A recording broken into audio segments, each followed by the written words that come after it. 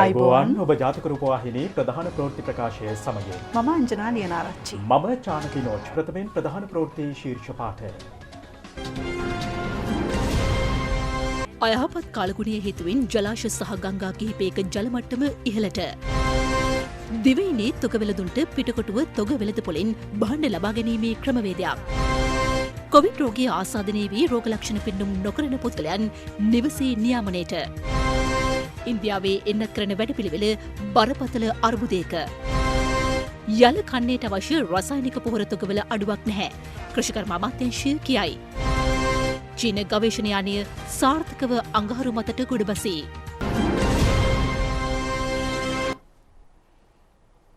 දේශීය පුවත් ප්‍රථමයෙන්. දිවයිනේ ප්‍රදේශ ගණනාවකට බලපෑ ඇති අධික වැසි සහිත කාලගුණය හේතුවෙන් ජලාශ සහ ගංගා කිහිපයක ජල මට්ටම ඉහළ ගොස් තිබෙනවා. මේ හේතුවෙන් පහත් බිම් රැසක් ජලයෙන් යට වුණා. බස්නාහිර සහ දකුණ යන පළාත් ආශ්‍රිතව උද්ගතව ඇති ගංවතුර තත්ත්වයේ නිරීක්ෂණයට ශ්‍රී ලංකා ගුවන් හමුදාව විසින් MA60 සහ Y12 වර්ගයේ ගුවන් යානා යොදවනු ලැබුවා. කළුගඟ ආශ්‍රිත බදුරලිය, නෑබොඩ, අගලවත්ත සහ නිල්වලා ගඟ ආශ්‍රිත අකුරැස, පානඩුගම යන ප්‍රදේශවල ගංවතුර තත්ත්වය එමගින් නිරීක්ෂණය කෙරුණා. ගුවන් හමුදාවට අයත් බෙල් 212 සහ MI17 හෙලිකොප්ටර් යානා හදිසි අවස්ථාවකදී ගලවා ගැනීමේ කණ්ඩායම් මිදවීම සඳහා සූදානම් කර ඇති අතර සමුද්‍රීය නිරීක්ෂණ බලකණයට අයත් බීච් ක්‍රාෆ්ට් යානාද සූදානම් කර තිබෙනවා. ඒ ගුවන් හමුදාපති එයා මාර්ෂල් සුදර්ශන පතිරණ මහතාගේ උපදෙස් අනුවයි. විපතට පත් ජනතාවට අවශ්‍ය ආහාර හා අත්‍යවශ්‍ය අනෙකුත් ද්‍රව්‍ය ප්‍රවාහනයට අවශ්‍ය ගුවන් යානාද සූදානම් කර තිබෙනවා. අධික වැසි හේතුවෙන් කාසර්රුයි සහ මෞසා කැල යන ජලාශවල ජල ධාරිතාව ඉහළ කුසින්. එම නිසා විමල සුරේන්ද්‍ර, ලක්ෂපාන, නව ලක්ෂපාන, කැනියොන්, පොල්පිටිය, සමනල යන ජලවිදුලි බලාගාරවල විදුලි උත්පාදනය උපරිම මට්ටමට ළඟා වී තිබෙනවා. කළුතර දිස්ත්‍රික්කයට ඇදහැලෙන අධික වැසි හේතුවෙන් කළුගඟේ ජල මට්ටම ඉහළ ගොස් තිබෙනවා. අප වාර්තාකරු ප්‍රකාශ කළේ බුලත් සිංහල මෝල්කාව ප්‍රධාන මාර්ගය ස්ථාන 3කින් ජලයෙන් යට වී ඇති බවයි. බුලත් සිංහල කළුතර මාර්ගය ජලයෙන් යටවීම නිසා එහි ගමනාගමනයේද ඇන හිට තිබෙනවා.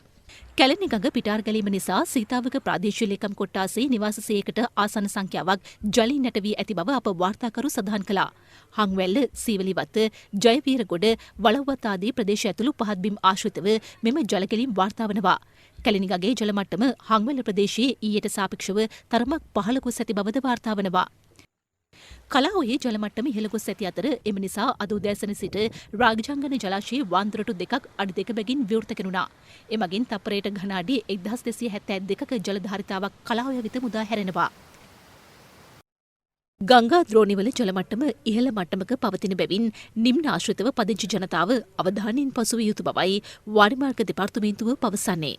කළු කැලණි ගින් නිල්වලා අත්තනගලුවය මහවැලි සහ දැදුරුවය ගංවතුර නිම්නයේ පදිංචි ජනතාව දැඩි අවධානයෙන් පසුවිය යුතුයි. පවතින වර්ෂා තත්ත්වය සම්බන්ධයෙන් වර්ෂා තත්ත්වය වර්ධනය වන්නේ නම් මේ ගංගාවල ජල ගලණය වැඩි විය හැකියි. මේ සම්බන්ධයෙන් පූර්ව අනතුරු ඇඟවීම් නිකුත් කිරීමට වාරමාර්ග දෙපාර්තමේන්තුව නිරන්තර සුබදානමින් ඉන්නවා. ඒ අනතුරු ඇඟවීම් සම්බන්ධයෙන් අවධානයෙන් පසුවන ලෙසත් විශේෂයෙන්ම මාර්ග භාවිතා කරන රියදුරන්ගෙන් මේ ගංගා ඩෝඩි වල දැඩි අවධානයෙන් කටයුතු කරන ලෙසත් ඉල්ලා සිටින කැමැතියි. කළුතර නාගොඩ ප්‍රදේශීය ස්ථාන කිහිපයක් නාය අවධානමට ලක්ව තිබෙනවා. ගෝනදිනිය 70 කන්ද නාය යමින් උඩුගම බද්දේගම මාර්ගයේ ගමනාගමනයට බාධා ලැබුණා. නාගොඩ ප්‍රාදේශීය සභාව ඒ කඩනමින් යථා තත්ත්වයට පත් කිරීමට ක්‍රියා කළා. කඳුපාමුල පැවති නිවාස කිහිපයකටද දැඩි අලාභහානි සිදුව තිබෙනවා. පවතින අයහපත් කාලගුණයේ හේතුවෙන් හලාවත ආරච්චි කට්ටුව මුතුපන්තිය දූපතෙහි වෙරළ උග්‍ර ඝාතනයකට ලක්වෙමින් පවතිනවා.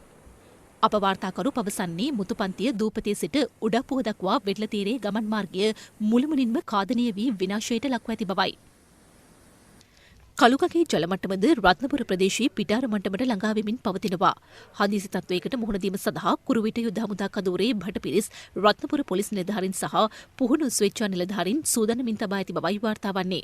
අධික වර්ෂාව හේතුවෙන් ගම්පහ නගරයේ ස්ථාන කිහිපයක්ද ජලයෙන් යට වී තිබෙනවා. නගරයාවට ප්‍රදේශ කිහිපයක්ද ජලයෙන් යට වී ඇතැයි අප වාර්තාකරු පැවසුවා. ගම්පහ ප්‍රදේශයේ අවතැන්ව සිටින ජනතාවට සහන සැලසීම 6 වෙනි කළුතුවක්කු රෙජිමේන්තු භටපිරිස් විසින් සිදු කරනු ලබනවා. නාවික හමුදාවද අවතැන්වුවන්ට සහන සැලසීමට සූදානම් බව නාවික හමුදා මාධ්‍ය ප්‍රකාශක කපිතාන් ඉන්දික සිල්වා මහතා පවසනවා.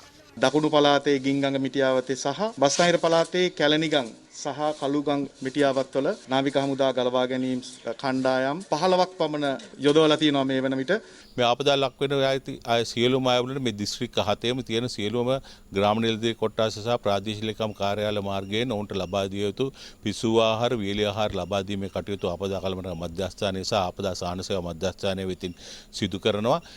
ඒ සහන මධ්‍යස්ථානවන් වලට වෙතින් සහ ආපදා සහන සේවා මධ්‍යස්ථාන වෙතින් ලබා දිය යුතු වන්දි මුදල් ලබා දීමේ කටයුතු මේ වනටත් දැනටවත් විදුලි යොදාගෙන යනවා. මේ දක්වා මුළු දිවයිනේම ජීවිතහානි 4ක් සහ තුවාල සිදුවීම් 2ක් වාර්තා වෙලා තියෙනවා. ඊට අමතරව පූර්ණ නිවාස හානි අපිට රපෝර්ට් වෙලා තියෙන 3ක්, සාමාන්‍ය නිවාස හානි 160කට ආසන්න ප්‍රමාණයක් දැනට රපෝර්ට් වෙලා තියෙනවා. ඒ සියලුම හානියන් සඳහා මූලික ප්‍රතිමේ වන්දි ලබා දීම සහ ඊට අනුතුරුව අධ්‍යයනය කිරීමේදී සම්පූර්ණ ලබා දිය යුතු පූර්ණ වන්දියෙන් ලබා දීමට කටයුතු ආපදා කළමන මධ්‍යස්ථාන වෙතින් සිදු කරනවා. මේ අතර කාලගුණ විද්‍යා දෙපාර්තමේන්තුව සඳහන් කළේ ගිනිකොන දිග අරාබි මුහුද ආශ්‍රිතව වර්ධනය වෙමින් පැවති ගැඹුරු පීඩන අවපාතය සුළි කුණාටුවක් දක්වා වර්ධනය වී ඇති බවයි. එතකොට මේක ඉදිරි දින කීපය තුළ ඒ කියන්නේ 18 වෙනිදා පාන්දර විතර වගේ පඤ්ඤාප් වෙරළබඩ තීරයෙන් ගොඩබිම කරා ගමන් කරන තත්ත්වයක් තමයි තියෙන්නේ. කෙසේ නමුත් මෙහි වක්‍ර බලපෑම හේතු කොටගෙන දිවයිනේ බස්නාහිර, සබරගමු, ගාල්ල මාතර, මධ්‍යම, වයඹ වගේ පළාත්වල නිරන්තරයෙන් තනින් තන වැසි හෝ ගිගුරුන් සහිත වැසි තත්ත්වයන් නිර්මාණය වෙනවා. කංකසන්තුරේ ඉඳන් මන්නාරම හරහා පොතුවිල් දක්වා තියෙන වෙරළබඩ තීරයට ඔබ්බෙන් තියෙන ගැඹුරු සහ නොගැඹුරු මුහුද් තීරවල සුළඟේ වේගය වැඩි වීම, වැසි තත්ත්වය තවදුරටත් ඊට අමතරව මුහුද රළු වීමේ හැකියාවක් තියෙනවා. මේ පිළිබඳ අවධානය යොමු කරන්න කියන එක අපි දීවරහා නායක ප්‍රජාගේ කාරුණික ඉල්ලා සිටිනවා.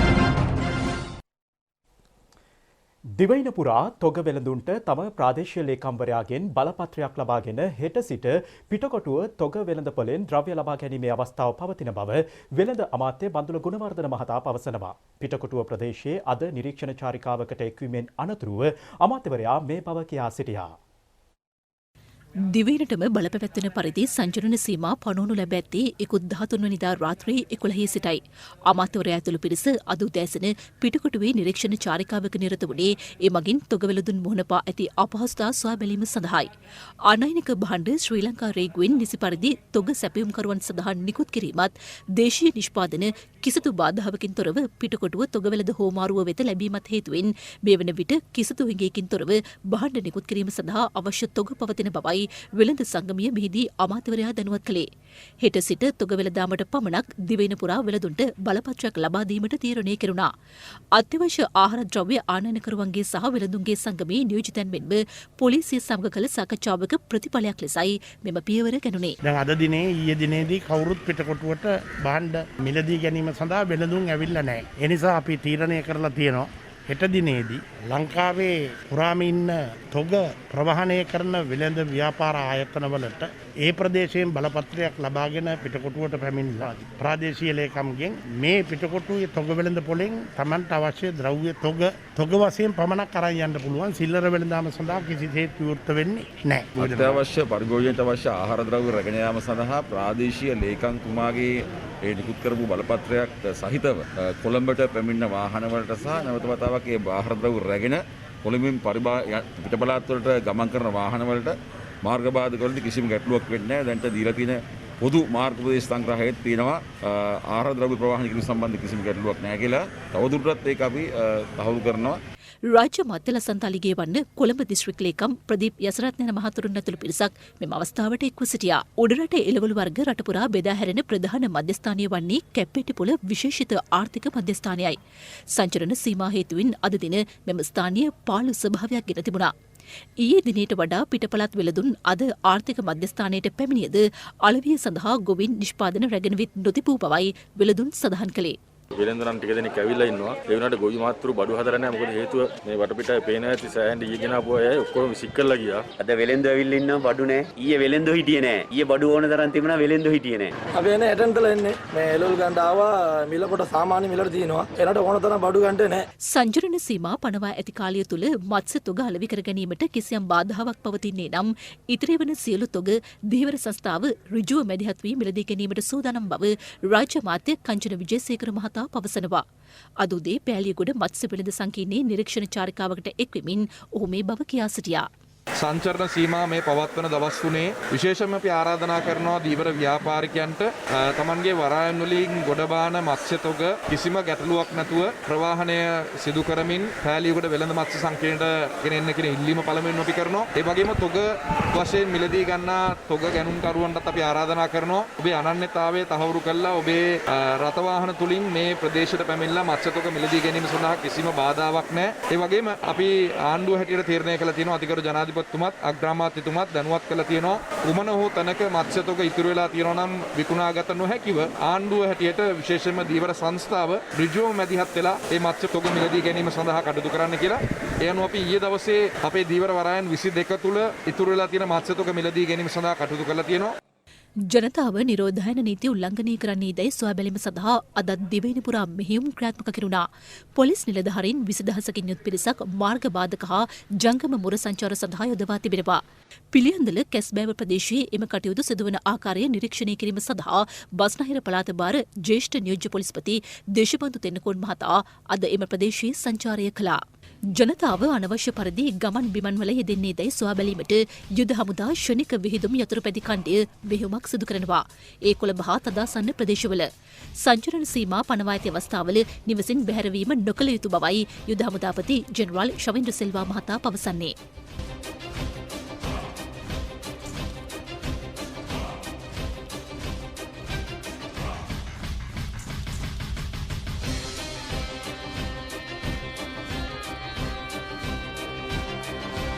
ඊයේ දිනේදී රටේ බහුතරයක් ජනතාවගේ නිරෝධායන රීතීන් වලට අනුගත වීම සතුටුදායක මට්ටමකින් පවතින බව ක්ෂේත්‍රයේ රාජකාරී කළ පොලිස් නිලධාරීන් පවසනවා. ඒ ඉතා හොඳ ප්‍රවණතාවයක්. හෙට දිනේදීත් ඒ ආකාරයටම කටයුතු කරන ලෙසට විශේෂයෙන්ම ඔබ සියලු දෙනාගෙන් ඉල්ලා සිටිනවා. නිරෝධායන රීතීන් යම් ආකාරයකට යම් තැනැත්තෙක් උල්ලංඝනය කරනවා නම් ඒ අයට එරෙහිව ඉතා දැඩිව ක්‍රියාත්මක කිරීමට බලාපොරොත්තු වෙනවා. ඊයේ දිනේ 253 දෙනෙක්ගෙන් පිරිසක් ලංකාවේ විවිධ ප්‍රදේශවල නිරෝධායන රීතීන් වලට පටහැනිව කටයුතු කරලා තියෙනවා. සංචලන තහනම අදත් ක්‍රියාත්මක වන අතර එම කාල සීමාව තුළ සියලු වෙළඳ සැල් වසා තැබිය යුතුයි. ඖෂධ සැල් විවෘත කර තැබීමට අවසර දී තිබෙනවා. තම අවශ්‍යතා සඳහා ජනතාව ඖෂධ සැල් වෙත පැමිණෙන ආකාරය අද දක්නට ලැබුණා. ඒක ලෙඩුන්ගේ පැත්තෙන් ගොඩක් සේවයක් මේක. ඕමනේ දේවල් හැරලා තියෙන එක හොඳයි. ෆාමසියක් කරලා තියනවා කියන්නේ දැන්ට අපේ ලොකු දවස්. මේක ලොකු දෙයක්. මේ මෙතෙන්ට හරි දුවලා ඇවිල්ලා වෙත් කාඩ් එකක් හරි ගන්න පුළුවන් නේ. සතොස සුපිරි වෙළඳ සැල් සහ අවන්හල් මගින් වියලි ආහාර සහ පිසු ආහාර ඇනුම් මත බෙදා හැරීමටද අවසර හිමිව තිබෙනවා. එම ආයතනවල හිමිකරුවන් අදාළ ප්‍රදේශයේ පොලිස් ස්ථානාධිපතිවරයාගෙන් ඒ සඳහා අවසර ලබා ගත යුතුයි. බස්නාහිර පළාතේ ඉන්නත්කරණය සඳහාද ජනතාවට සහභාගී විය හැකියි. ශ්‍රී ලංකා ආයෝජන මණ්ඩලයේ අපනයන සංවර්ධන මණ්ඩලයේ නිෂ්පාදන ආයතන හා කර්මාන්ත ශාලා බාධාවකින් තොරව පවත්වාගෙන යා හැකියි. එම සේවකීන්ට කාර්යාල ප්‍රවාහන සේවකීන් ප්‍රවාහන පහසුකම් සැලසිය යුතුයි. පොදු ප්‍රවාහන සේවා සහ කොළී රථ සේවා සංචරණ තහනම ක්‍රියාත්මක කාල සීමාව තුළ ක්‍රියාත්මක වන්නේ නැහැ. යම් පුද්ගලයෙකුට රෝහලකට හෝ ගුවන් තොටුපොළ වෙත හෝ යාමට අවශ්‍ය නම් ඊට තම පෞද්ගලික රථය හෝ කොළී රථයක් භාවිත කළ හැකියි. අත්‍යවශ්‍ය සේවා බාධාවකින් තොරව ක්‍රියාත්මකයි.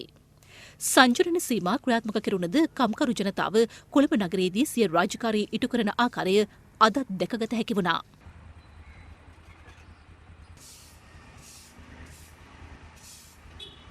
සංචරණ සීමා හේතුවෙන් මේ දිනවල යාචකීන්ට ආහාර ලබා දීමට ජනතාවට හැකියාව ලැබෙන්නේ නැහැ. පිටකොටුව පොලිසිය යාචකයන්ට ආහාර බෙදා දීම අද සිදු කළා. ඒ පිටකොටුව බෝධීන් වහන්සේ අභියසදී.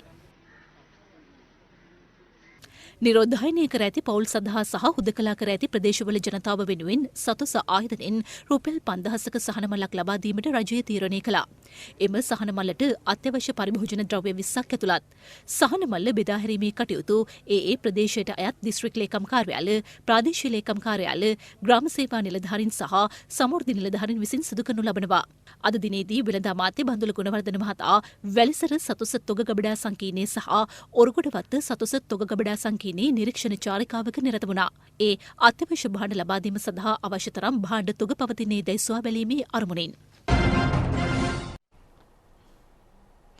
කොරෝනා වෛරසය ආසාදනය වී රෝග ලක්ෂණ පෙන්නුම් නොකරන පුද්ගලයින් නිවස තුළම නියාමනය කිරීමේ වැඩපිළිවෙලක් ක්‍රියාත්මක කරන බව රාජ්‍ය අමාත්‍ය සුදර්ශනී ප්‍රනාන්දුපුල්ලේ මහත්මිය පවසනවා.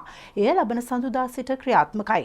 කොරෝනා ආසාදිතයින් හඳුනා ගැනීමට හා ඔවුන් රෝහල් වෙත යොමු කිරීම සම්බන්ධයෙන් ආපදා කළමනාකරණ මධ්‍යස්ථානයේ ස්ථාපනය කර ඇති 117 ඇමතුම් මධ්‍යස්ථානයේ නිරීක්ෂණ චාරිකාවක් සිදු කරමින් ඇය මේ බව කියා සිටියා. මධ්‍යස්ථානයේ මෙහෙයුම් අධ්‍යක්ෂ ජෙනරාල් ලෙස ක්‍රියා කරන්නේ මේජර් ජෙනරාල් සුනන්ද රණසිංහ මහතායි. ශ්‍රී ලංකා පොලිසිය හා ත්‍රිවිධ හමුදාවේ සමාජිකයන් පිරිසක් සහ වෛද්‍ය කණ්ඩායමක් ලබන සදුදා සිට මෙම මැදිරියේ රාජකාරී සඳහා වාර්තා කරනු ඇති. අපි බලාපොරොත්තු වෙන ඉදිරියේදී කොරෝනා PCR පොසිටිව් නමුත් රෝග ලක්ෂණ පෙන්눔 කරන්නේ නැති අය අපි දකින විශාල සංඛ්‍යාවක් ඉන්නවා. ඉතින් රෝහල් පද්ධතියට ඇතුළත් කර ගැනීමේදී යම් යම් ප්‍රමාදයන් සිද්ධ වෙනවා. ඒ නිසා අපි බලාපොරොත්තු වෙනවා මේ මෙහෙයුම් මැදිරියේදී වෛද්‍යවරු කණ්ඩායමක් යොදවලා රෝග ලක්ෂණ පෙන්눔 කරන්නේ නැති PCR පොසිටිව් අයව ගෙදරදීම නියාමනය කරන්න, ගෙදරදී නියාමනය කළා යම්කිසි සංකූලතාවයක් එනකොට ඒගොල්ලන්ව රෝහල් පද්ධතියට යොමු කරන්න. මේ ආකාරයෙන් අපි බලාපොරොත්තු වෙන්නේ සියලුම රෝගීන්ට ඒ අවශ්‍ය කරන ප්‍රතිකාර උපදෙස් ලබා දීලා ඒ වගේම තමයි සංකූලතා වහාම හඳුනාගෙන රෝහල්ගත කිරීම සමුදා සිට මේ වැඩපිළිවෙල ආරම්භ කරන්න අපි බලාපොරොත්තු වෙනවා.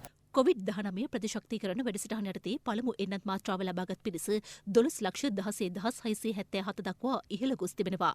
සයිනෝෆාම් පළමු මාත්‍රාව සහ කොවිෂීල්ඩ් දෙවැනි මාත්‍රාව ඊයේ ලබාගත් පිරිස 73,267 දෙනෙක්. සයිනෝෆාම් එන්නතේ පළමු මාත්‍රාව ඊයේ 61,882 දෙනෙකුට ලබා දී තිබෙනවා. එය මෙතෙක් ලබාගෙන ඇති සමස්ත පිරිස 2,76,762ක්.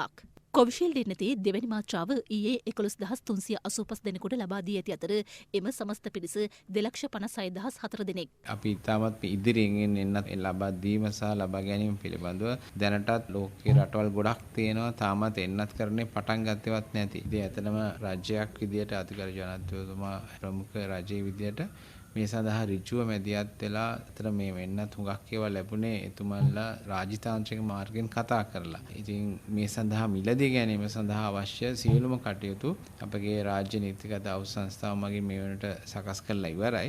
කළුතර බෝබවල 728 දකුණ මධ්‍යම ග්‍රාම සේවා වසමී පුද්ගලින් සඳහා එන්නත් ලබා දීම අද සිදු කෙරුණා. ඒ බෝබවල සෞඛ්‍ය වෛද්‍ය නිලධාරී කාර්යාලයේදී මාලබී ප්‍රදේශයේ ජනතාවට එන්නත් ලබා දීම සිදු කෙරුණේ තලංගම ශ්‍රී සුබෝධි කනිෂ්ඨ විද්‍යාලයේදී 2000කට පමණ එහිදී එන්නත් ලබා දී තිබෙනවා. හෝමාගම පිටිපෙන ප්‍රදේශයේ ජනතාවට එන්නත් ලබා දීම පිටිපෙන මහාවිද්‍යාලයේදී අද සිදු කෙරුණා. එහිදී එන්නත් ලබාගත් පිරිස 1600ක්. නාවල ප්‍රදේශයේ ජනතාවට එන්නත් ලබා දීමේ වැඩසටහනක් ශ්‍රී සිද්ධාර්ථාරාම විහාරස්ථානයේදී අද පැවැතුණා.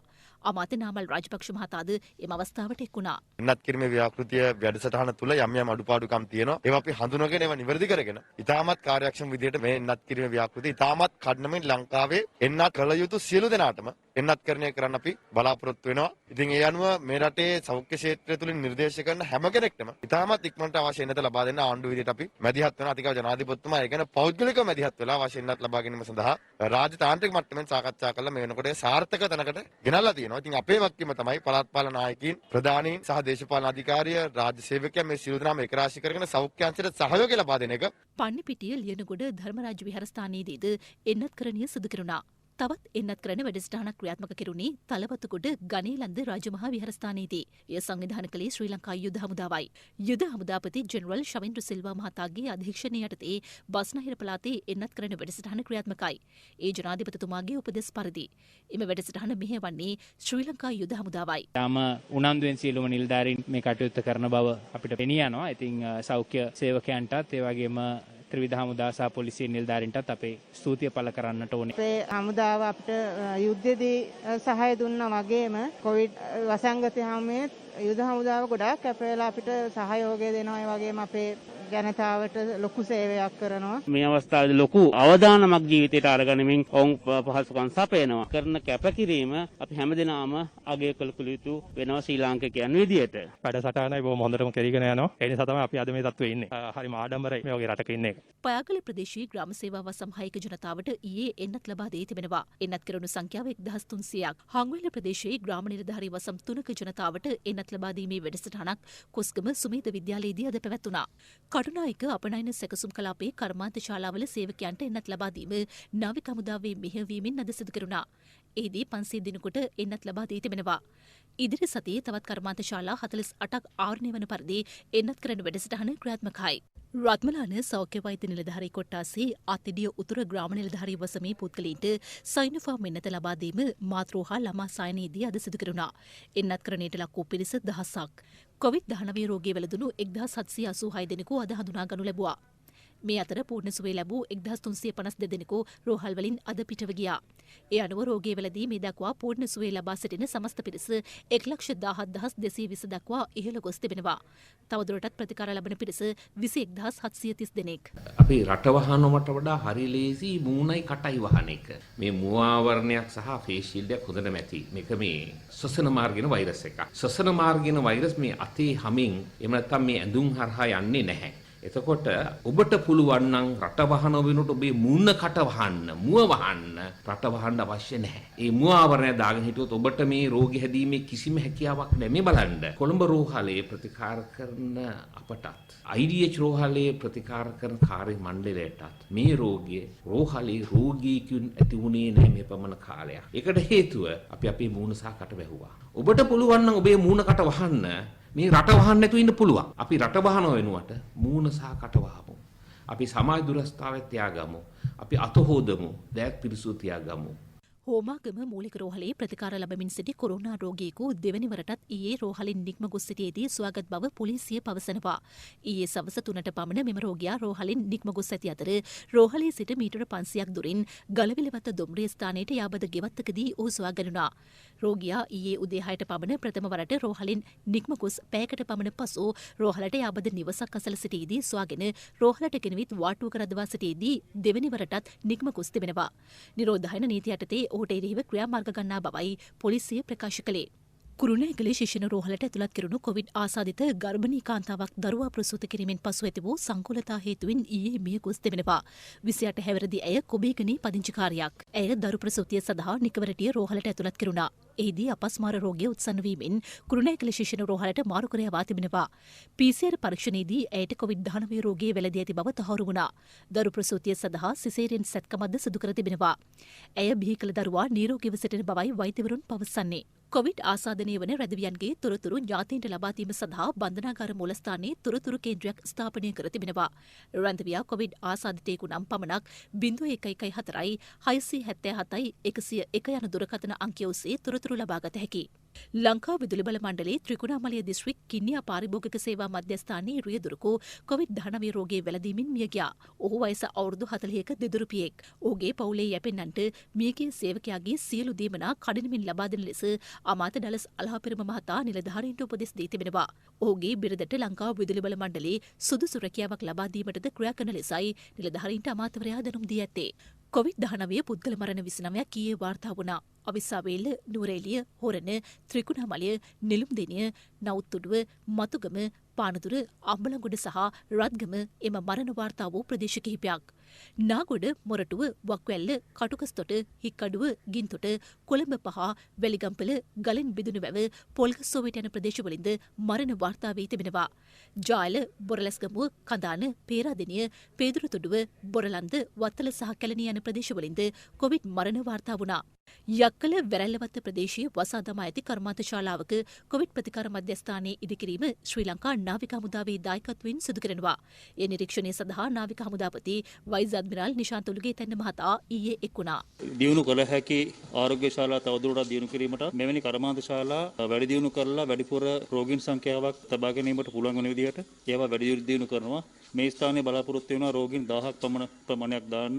නුවරඑළිය නගර සභා ශාලාවේ කොවිඩ් අතරමැදි ප්‍රතිකාර මධ්‍යස්ථානයේ ඉදිකිරීම අවසන් අධීරයේ පවතිනවා. ලබන සතියේ සිට ඊට කොවිඩ් රෝගීන් ඇතුළත් කර ගැනීමට නියමිතයි. ශ්‍රී ලංකා යුද හමුදාවේ ඉදිකළ ප්‍රතිකාර මධ්‍යස්ථානය ඇඳන් 500කින් සමන්විතයි. එම මධ්‍යස්ථානයට ඇතුළත් කරගන්නා රෝගීන්ට උණුජලය ලබා දීමට අවශ්‍ය උපකරණ නාගරික මන්ත්‍රී මහින්ද දොඩම්පගේ මහතා අද පරිත්‍යාග කරා. අම්බලන්තොට රෝහලේ කොවිඩ් රෝගී වාට්ටුවල අඩුපාඩු සොයා බැලීම සඳහා අමාත්‍ය නාමල් රාජපක්ෂ මහතා අද එම රෝහලට පැමිණියා. හම්බන්තොට දිස්ත්‍රික් ලේකම් ටී සුමනසේකර මහතා ඇතුළු පිරිසක් මේ අවස්ථාවට එක්ව සිටියා. මේ අතර කොරෝනා ඕදුර හේතුවෙන් කොළඹ දිස්ත්‍රික්කයේ හුදකලා කෙරුණු අඩු ආදායම් ලාභීන්ට හා නිරෝධායනට ලක් වූවන්ට සහන සැලසීමට පියවරගෙන තිබෙනවා.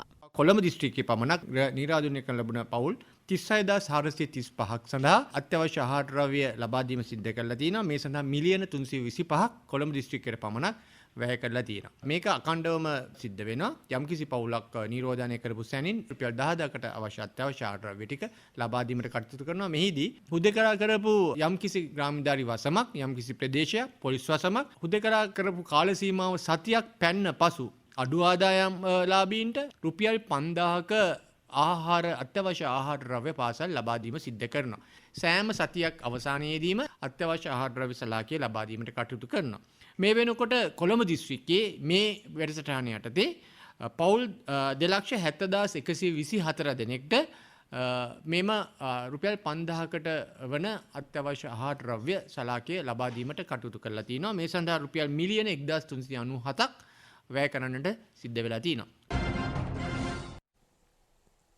ඉන්දියාවේ එන්නත් කරන වැඩසටහන මෙවන විට බරපතල අර්බුදයකට ලක්ව ඇතැයි එරට විදෙස් මාධ්‍ය වාර්තා සඳහන් කරනවා. බහුතරයක් ප්‍රදේශවලට එන්නත් බෙදා හැරීමේ ගැටලු ඇති වී ඇති අතර ඇතැම් ප්‍රදේශවලට ලැබුණු එන්නත් ජනතාවට ලබා දීමේ ක්‍රමවේදයේ අඩුපාඩුද මීට බලපා තිබෙනවා. ඉන්දිය ආසාදිතින්ගෙන් 85%ක්ම වාර්තා වන්නේ ප්‍රාන්ත 10කින්. තවත් ප්‍රාන්ත 24කින් වාර්තා වන ආසාදිතයන්ගේ ප්‍රතිශතය 15%ක්. බොහෝමයක් ප්‍රාන්ත ග්‍රාමීය හා සංවර්ධනය නොවූ ප්‍රාන්තයි.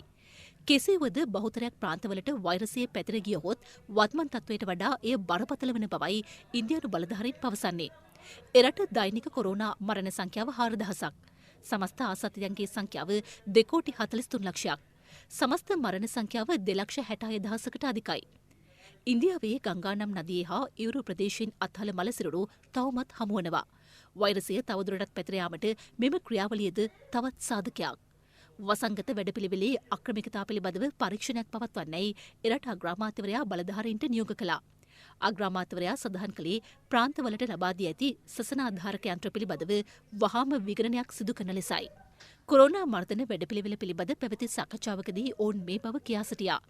කළු දිලීරය නැමැති රෝගය සම්බන්ධයෙන්ද ඉන්දිය රජයේ අවධානය යොමු වුණා. ඒ අනුව මාරාන්තික දිලීර රෝගයේ වැළඳුණු සියලු රෝගීන් සම්බන්ධයෙන් කලාප සෞඛ්‍ය වෛද්‍ය නිලධාරීන්ට දැනුම් දීම අනිවාර්යයි. දිලීරය වැළඳුණු රෝගීන් බහුතරයකගේ ජීවිතය බේරා ගැනීමට බොහෝ අවස්ථාවලදී ඇස් ඉවත් කිරීමට සිදුවනවා. මේ යන සංඛ්‍යාවද වැඩි වී තිබෙනවා. යලකන්නේ සඳහා අවශ්‍ය රසායනික පොහොර රට තුළ පවතින බව කෘෂිකර්ම අමාත්‍යාංශය පවසනවා. ආනයනික රසායනික පොහොර කෘමි හා වල්නාශක භාවිතයේ තහනම් වන්නේ මහකන්නේ සිටයි. පොහොර බෙදා හැරීම අකණ්ඩව සිදුවන බව ගොවිජන සේවා මධ්‍යස්ථාන පවසනවා. අනුරාධපුර, හම්බන්තොට, කුරුණෑගල යන දිස්ත්‍රික්කයන්හි ගබඩාවල ප්‍රමාණවත් තරම් පොහොර තිබෙන බව ගොවිජන සේවා දෙපාර්තමේන්තුව පවසනවා. සංචරණ සීමා පනවා ඇතත් ගොවිජනතාවට අවශ්‍ය පොහොර බෙදා දීම අද දිනේද සිදු කෙරුණා. කොවිඩ් වසංගතය හේතුවෙන් කුමන ආකාරයේ බාධා එල්ලවුවද යලකණිය සඳහා හිඟයකින් තොරව පොහොර බෙදා හැරීම රජයේ අරමුණයි.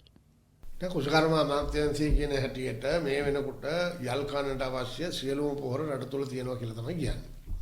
ඒ සංඛ්‍යා ලේඛන අනුව තියෙන්න ඕන. නමුත් අපි දන්නවා ගොවියෝ ගසා ගන්න වෙලෙන්දු ටික සංවිධානාත්මකව 1000ට තියෙන පොහොර මිටිය 2000 කරන්නත් ඒ විදිහට එකට අල්ලලා පොහොර ටික අල්ලලා හිගයක් මවාපාලා ඒ අපහසුතාවයටපත් වෙනවා. ඒකේ රජයත් අපහසුතාවයටපත් වෙනවා, ගොවි ජනතාවත් අපහසුතාවයටපත් වෙනවා. ඒ නිසා වහාම මේ වැඩිමිලට විකුණන කූට වෙළඳු අත්අඩංගුවට අරන් අධිකරණයට ඉදිරිපත් කරලා දඬුවම් දිය යුතුයි. ඉතින් තාම රසායනික පොහොර භාවිතය නවත්තලා කාබනික පොහොර වලට යන්න ඕනේ කියන ඒ ජනාධිපතිතුමාගේ සංකල්පය මේක හැබැයි මේ යල් කන්නට අදාළ නැහැ. යල් කන්නට අවශ්‍ය පොහොර තියෙනවා. එන මාස් කන්නින් නැත්නම් මේ ප්‍රශ්නේ මුහුණ දෙන්නේ. පුළුවන් තරම් ඉක්මනින් කාබනික පොහොර නිෂ්පාදනය කරන්නත් කියලා කියනවා. ඉතින් මමත් බලාපොරොත්තු වෙනවා අනුරාධපුර දිස්ත්‍රික්කයේ කාබනික පොහොර මැචුවර් කොට්ටාස 7ටම ලොකු ව්‍යාපෘති 7ක් ආරම්භ කරන්න. මහා කන්නේ සිට රසායනික පොහොර භාවිතය සම්පූර්ණයෙන්ම තහනම් කිරීමට ජනාධිපතිතුමා ගත් තීරණය ඓතිහාසික එකක් බව දක්ෂිණ ලංකාවේ ප්‍රධාන සංඝනායක ආචාර්ය පූජ්‍ය උමල්පේ සෝබිත හිමියන් පවසනවා. කුමන රජයක් යටතේ වුවද එම තීරණය ඉදිරියට පවත්වාගෙන යාම සෑම දෙනාගේම වගකීමක් බවයි මාධ්‍ය හමුවකදී උන්වහන්සේ කියා සිටියේ. උපන්දා සිට කරපු පව් නැත වරක් වැන්දොත් කැලණියේ කියලා අපේ ජන සම්මතයක් තියෙනවා. මෙන්න මේ ජන සම්මතයේ සිහිපත් කරන ඉතාමත් වැදගත් ගැසට් නිවේදනයක් නිකුත් කරලා තියෙනවා රජයෙන්. ඒ තමයි රසායනික පොහොර, කෘමිනාශක සහ වල්නාශක ආනයනය කිරීම සපුරා නැවැත්වීම සඳහා වූ නීති කෙටුම්පතක් සම්පාදනය කිරීම සඳහා.